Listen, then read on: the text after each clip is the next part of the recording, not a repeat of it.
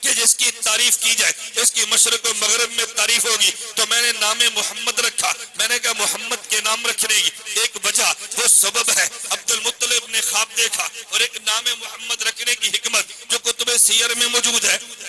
اس کی وضاحت میں اپنے لفظوں میں یوں کرتا ہوں۔ بات توجہ سے سمجھنا، میرے پیغمبر جتنے بڑے ہیں ان کے دشمن اتنے زیادہ ہیں، یہ ضابطہ ذہن میں رکھنا۔ اگر کسی بندے کی مخالفت کرنے والے تمہیں بڑے بندے نظر آئے، اس کا معنی یہ نہیں ہے وہ بندہ چھوٹا ہے۔ اگر کوئی بندہ چھوٹا ہو اس کی مخالفت بڑے کبھی نہیں کرتے، اگر مخالفت کی ہے اس کا معنی یہ ہے کہ بندہ حق پر بھی ہو، مخالفت کے سامنے بھی کرتا ہے تو بڑا تھا تبھی تو مخالفت ہوئی ہے، چھوٹے کو پوچھتا کون ہے؟ یہ ضابطہ ہے۔ میرے پیغمبر دنیا میں سب سے بڑے آدمی ہے، تو میرے پیغمبر کی مخالفت کرنے والے بڑے بڑے میدان میں اترے ہیں، لیکن ان کے نام و نمود دنیا سے مٹ گیا ہے۔ مخالفت میں دو چیزیں استعمال ہوتی ہے، یا استعمال زبان ہوتی ہے یا استعمال قلم ہوتا ہے۔ میرے محمد کے خلاف میرے اللہ کے علم میں تھا قلم بھی استعمال ہوگا، میرے پیغمبر کے خلاف زبان بھی استعمال ہوگی، اور کوئی وہ ہوگا جو میرے پیغمبر کا دفاع کرے گا، لیکن ممکن ہے دفاع کرنے والا یہ کہے یہ مجھے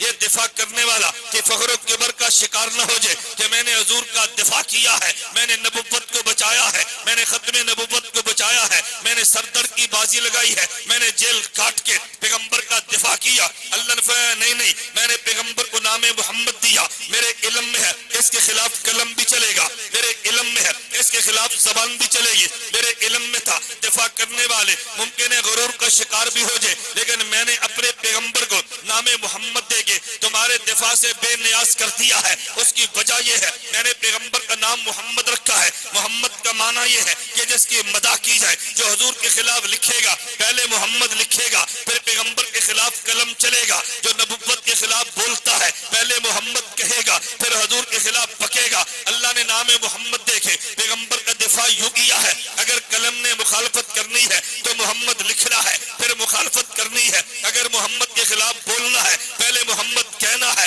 پھر مخالفت کرنی ہے۔ جب محمد لکھ کے تردید کرے گا تو قلم کہہ دے گا بے حیا، ادھر محمد بھی لکھتا ہے ادھر مذمت بھی لکھتا ہے۔ اگر محمد کہہ کے حضور کی تردید کرتا ہے تو ہونٹ کہہ دے گے ارے بے شرم کو شرم کر لیتا، ادھر محمد کہہ کے تائید بھی کرتا ہے پھر بعد میں تردید بھی کرتا ہے۔ پتہ یہ چلا کہ جس نے حضور کے خلاف بولنا ہے پہلے نبی کی شان بیان کرنی ہے پھر اس نے مخالفت کرنی ہے، جس نے حضور کے خلاف لکھنا ہے پہلے پیغمبر کی مدح لکھنی ہے پھر پیغمبر کے خلاف لکھنا ہے۔ میں کہہ سکتا تھا وہ جی میں نے حضور کا دفاع کیا، خدا نے بتایا تیری اوقات کیا ہے، مجھے الہ کہتے ہیں، مصطفیٰ کو محمد کہتے ہیں، اگر میرا کوئی کلمہ نہ پڑھے میں تب بھی الہ رہتا ہوں، اگر ساری کائنات مل کے کلمہ پڑھے میں تب بھی الہ رہتا ہوں، اگر میرے محمد کا نام کوئی بھی نہ لے یہ تب بھی مصطفیٰ رہتا ہے، اگر ساری دنیا نام لے تو تب بھی مصطفیٰ رہتا ہے۔ پتہ یہ چلا ہے خدا کو سجدہ کرنے سے الوہیت میں اضافہ نہیں ہے، اگر سجدہ نہ کیا جائے الوہیت میں کمی نہیں ہے،